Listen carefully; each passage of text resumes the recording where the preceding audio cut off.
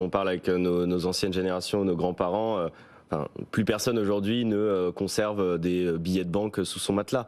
Pourtant, le terme épargner, c'est pas le terme qu'on utilise aujourd'hui. C'est-à-dire, c'est pas prendre des euros et aller les placer sur un produit d'épargne où on investit.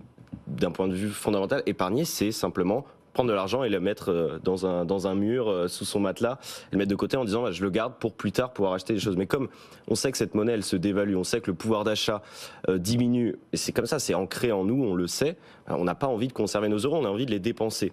Donc on est dans une société de consommation qui est renforcée par justement la manière avec laquelle est conçue notre monnaie, et avoir une monnaie qui cumule ces deux aspects, donc pouvoir l'utiliser et en même temps avoir ce côté réserve de valeur, ça nous permettrait de jongler. Quand on est dans un contexte géopolitique un peu compliqué, on va plutôt l'accumuler. Quand on est dans un contexte plutôt tranquille, entre guillemets, on va pouvoir le dépenser. Enfin, c'est plus sain, c'est plus logique. Mais évidemment, pour nous, c'est pas comme ça que ça fonctionne, puisqu'on n'a pas été habitué à ça.